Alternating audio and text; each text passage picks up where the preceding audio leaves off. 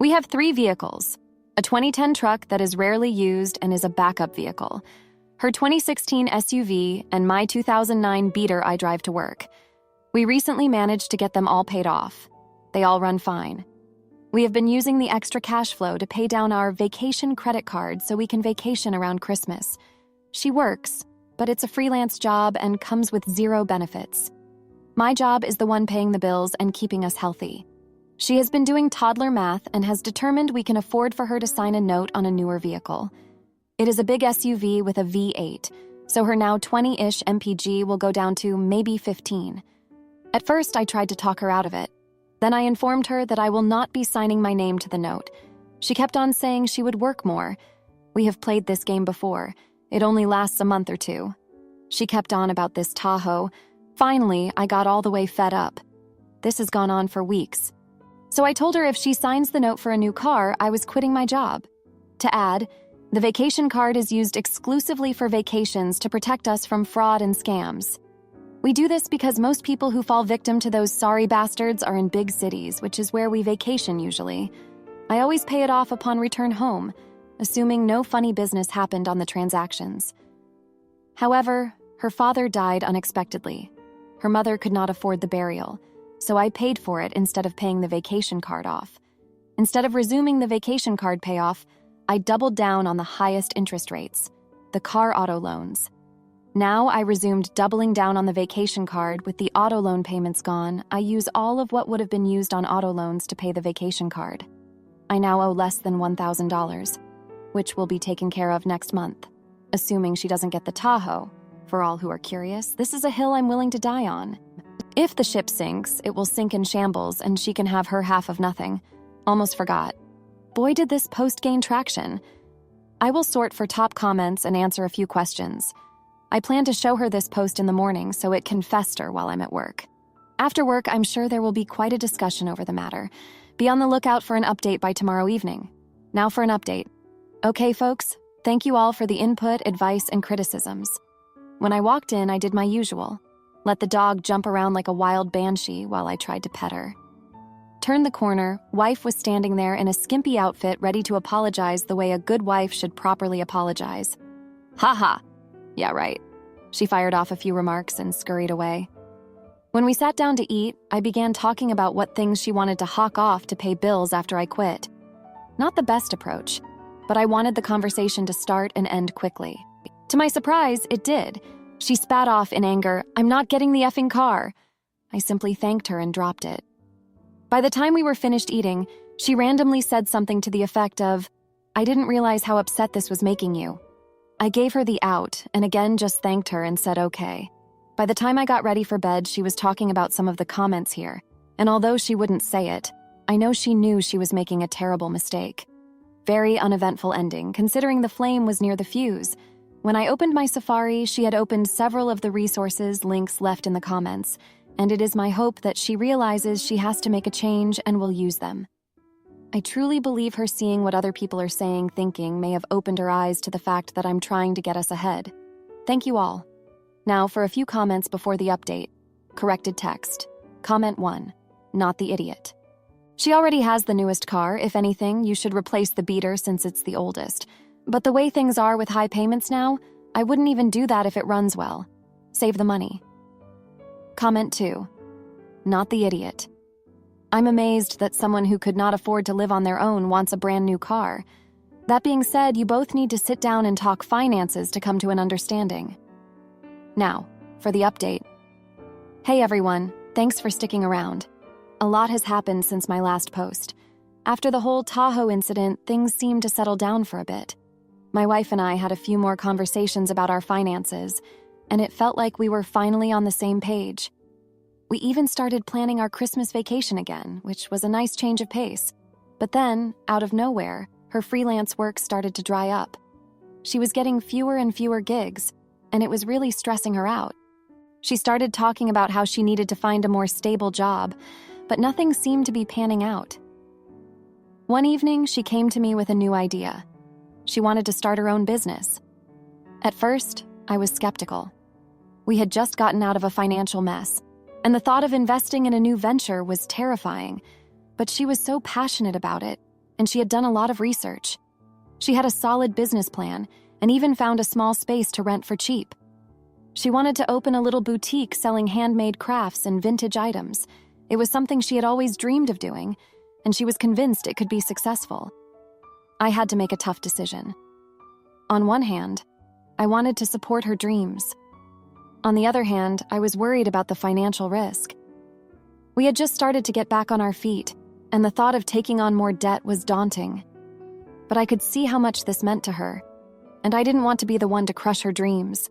So, after a lot of thought and discussion, I agreed to support her. We decided to use some of our savings to get the business started, and she promised to work hard to make it a success. The first few weeks were rough. She was working long hours, trying to get everything set up. There were a lot of unexpected expenses, and it felt like we were constantly putting out fires. But she was determined, and I could see how much she was enjoying it. She was finally doing something she loved, and it was amazing to see her so happy. But then, disaster struck. Just as she was starting to get some traction, the landlord of the space she was renting decided to sell the building. We had no choice but to move out, and we were left scrambling to find a new location. It was a huge setback, and it felt like all our hard work had been for nothing. My wife was devastated, and I could see how much it was affecting her. We had a long talk that night. She was ready to give up, but I couldn't let her. I reminded her of how far she had come and how much she had accomplished. I told her that we could find a new space and start over. It wasn't going to be easy, but I believed in her. She was hesitant at first, but eventually, she agreed to keep going. We spent the next few days searching for a new location. It was exhausting, but we finally found a small shop in a busy part of town. It was more expensive than the previous place, but it had a lot of potential. We decided to take the risk and signed the lease. The next few weeks were a blur of moving, setting up, and trying to get the word out about the new location. It was a lot of work, but slowly, things started to turn around. Customers started coming in, and my wife's business began to grow. She was getting great feedback, and it was clear that people loved what she was doing. It was amazing to see her so happy and successful. She was finally living her dream, and I was so proud of her, but the financial strain was still there. We were barely breaking even, and it was starting to take a toll on us. We had to make some tough decisions about our spending, and it felt like we were constantly sacrificing. But we were determined to make it work. One night, as we were going over our finances, my wife broke down. She was feeling guilty about the strain her business was putting on us, and she was worried that she was making a mistake. I reassured her that we were in this together, and that I believed in her. I reminded her of how far she had come and how much she had accomplished. It was a tough conversation, but it brought us closer together. We decided to make some changes to our budget to help ease the financial strain. We cut back on unnecessary expenses and focused on paying off our remaining debt. It wasn't easy, but it was worth it. Slowly but surely, things started to improve. My wife's business continued to grow, and we were finally starting to see some profit. Looking back, I can see how much we've both grown through this experience. It hasn't been easy, but it's brought us closer together and made us stronger. My wife is happier than I've ever seen her, and I'm so proud of everything she's accomplished. We're still working hard to make her business a success, but I know that we can do it together. Thank you all for reading. Am I the idiot for refusing to get back with my cheating ex after his family blamed me for our breakup? Me, 22-year-old female, and my now ex, 32-year-old male, dated for 5 years. For context, I was sexually attacked by a family friend from the age of 4 to 8 years old, and then again by a friend when I was 16 years old. He was my first boyfriend, and naturally the first time I had intimacy. Obviously, I was on the awkward side, and certain situations would trigger a panic attack, that I did tell him and explained what he should avoid. I don't consider myself someone that thinks intimacy is a must in a relationship. However, since the beginning, we used to have intimacy once every 2 months. I started gaining weight due to grief. I used to weigh around 90 pounds. Now I'm 130 pounds. I'm 4'11", and what was every couple of months turned into every 4 months and eventually once a year. I would grab any opportunity when he wanted, because if I rejected it, it would take even longer until the next time. This led me to having intimacy with him the day I got news of my grandma's passing away, while I was crying. which he later complained about too, and on his birthday because I had to since it was his birthday. I always tried to talk about it and ask him if it had something to do with me, if he had any health issues related to that, or maybe he was taking medication that made his libido disappear, and he would always shut me down, saying that nothing was wrong. I would try to express how badly that made me feel, how it was affecting my self-esteem, because I had the impression that the more weight I gained, the more he would feel disgusted and awkward around me, and he didn't say anything. He would literally pretend he wasn't listening to what I was saying. I assumed maybe he wasn't into intimacy that much, but I would always catch him jerking off to OnlyFans models, corn, or any type of video that could be seen as a woman being provocative. So last week I decided to confront him and try to understand why that was happening, to which he said it was easier to watch corn. When asked to elaborate, he said that he gets annoyed by the fact that I need foreplay to have intimacy, that he hates when I cry. He does. When that happened, he would turn to his side and fall asleep while I cried myself to sleep, and that since I started gaining weight, I wasn't attractive anymore, so he prefers watching corn.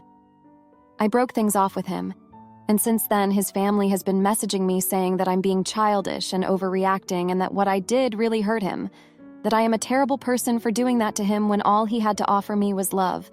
Am I the jerk for breaking up with him over this? Now for a few comments before the update. Comment 1. You were sexually attacked between the ages of 4 and 8, then again at 16, and repeatedly from the age of 17 to 22. Let's be clear, he abused you just as much, if not more, than your other abusers. Not the jerk, NTA, and he deserves to have his testicles placed in a vice and tightened without causing permanent injury. Maybe. Comment 2. Dude, this is terrible. Every adult in your life has let you down, and I'm incredibly sorry. That individual was essentially a child toucher, taking advantage of you, just like many other adults whom you should have been able to trust since childhood.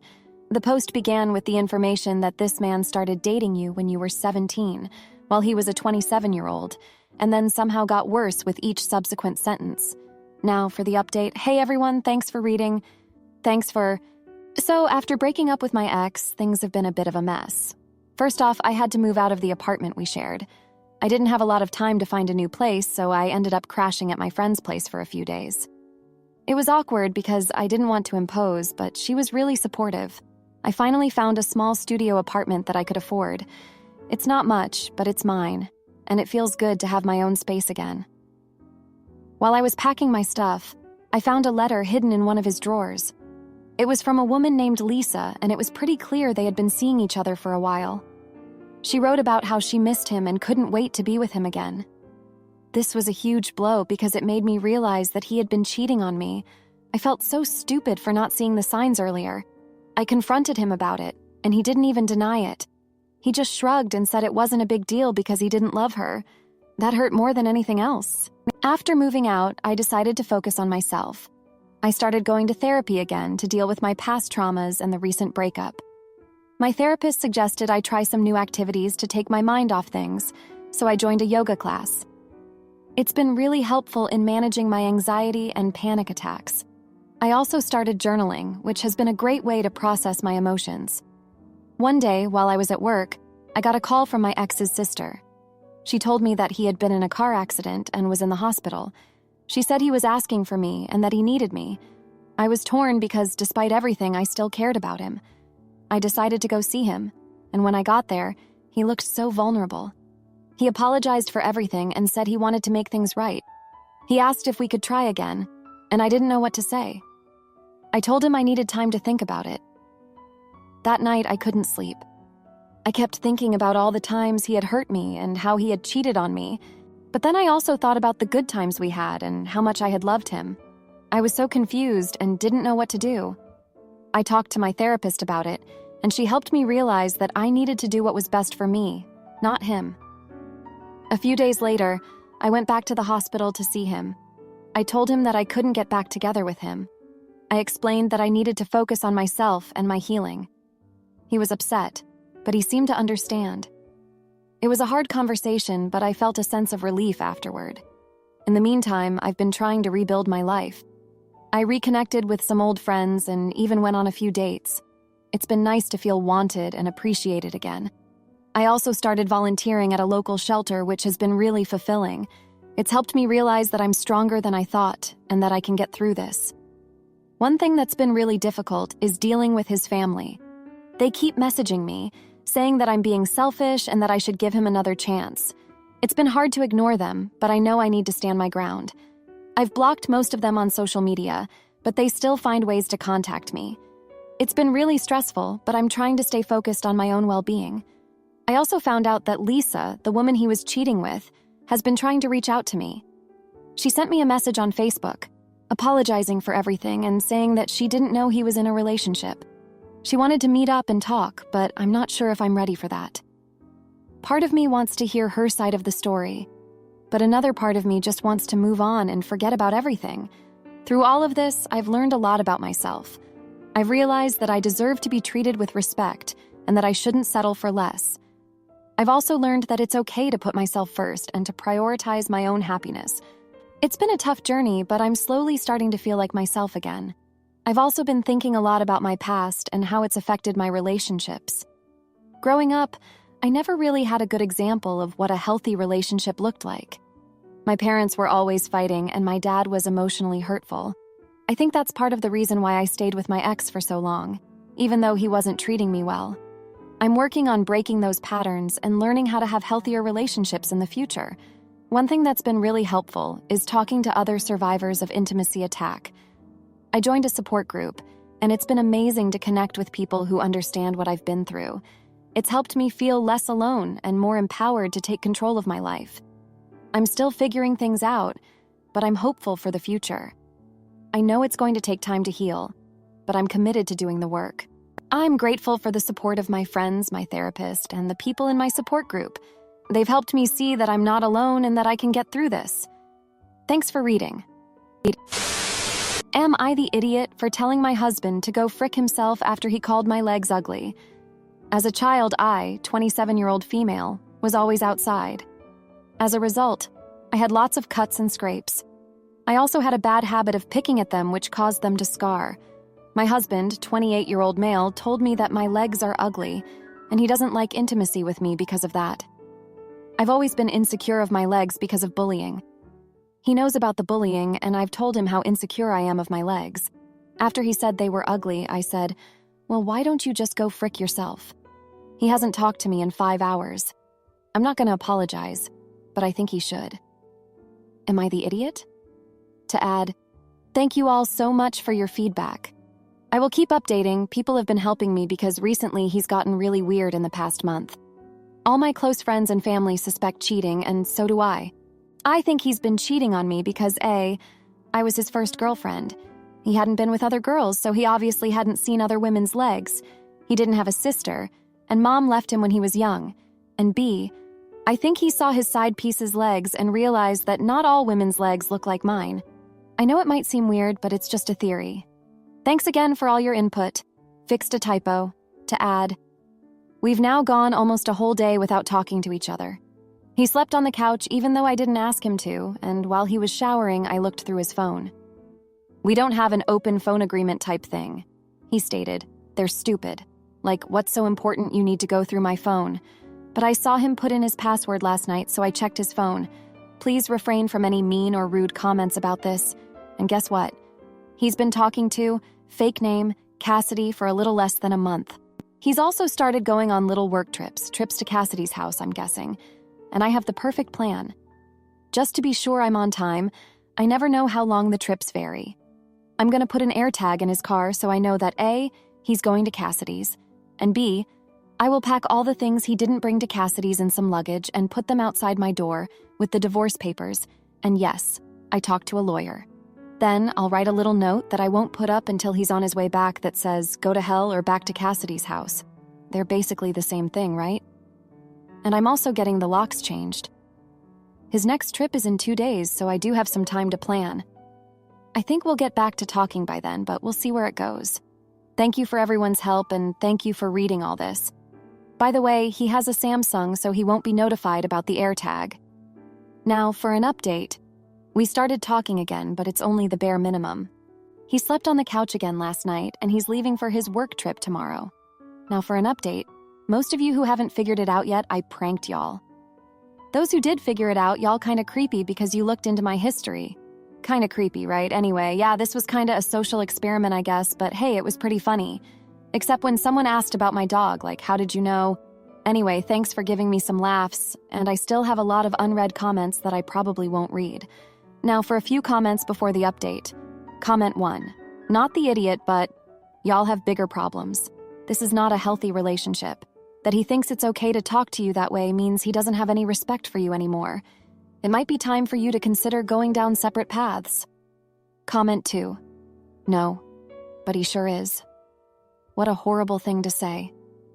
I'd tell him if he thinks they are so ugly he will never see them or touch them again, let alone have them wrapped around him. What a jerk. Now, for the update. Thank you all for reading the last post and for your support. So, the day finally came when he left for his work trip. I had the AirTag ready and slipped it into his car without him noticing. As soon as he drove off, I felt a mix of anxiety and determination. I knew this was the moment of truth. I watched the AirTag's location on my phone, and sure enough, he headed straight to Cassidy's house. It was like a punch to the gut, but at least now I had the confirmation I needed. While he was gone, I packed up all his things.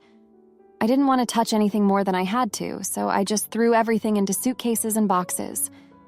I felt a strange sense of relief as I did it, like I was finally taking control of my life again. I also called a locksmith to change the locks. I didn't want him to have any way of getting back into the house without my permission. I wrote the note and taped it to the front door, just as planned. It felt good to get that last bit of anger out, to tell him exactly what I thought of him and his betrayal. I also left the divorce papers on top of his luggage. I had already signed them, and all he needed to do was add his signature. When he finally came back, it was late at night. I watched from the window as he saw the note and his things. He looked shocked, then angry. He pounded on the door, yelling for me to let him in, but I just stood there, feeling a strange sense of satisfaction. Eventually, he gave up and left, taking his things with him. The next day, I got a call from him. He was furious, demanding to know why I had done this. I told him I knew about Cassidy and that I was done with his lies. He tried to deny it at first, but when I mentioned the AirTag, he went silent. Then he started blaming me, saying that if I had been a better wife, he wouldn't have needed to look elsewhere. That hurt, but I didn't let him see it. I just told him to sign the divorce papers and hung up. In the days that followed, I started to feel the weight of what had happened. I had been so focused on catching him and getting him out of my life that I hadn't really thought about what came next. I felt a mix of sadness, anger, and relief. I knew I had done the right thing, but it was still hard to process. I also started to think about our past, about how we had gotten to this point. We had met in college, and he had been so sweet and attentive back then. I remembered how he used to bring me coffee during late-night study sessions, and how we would talk for hours about our dreams for the future.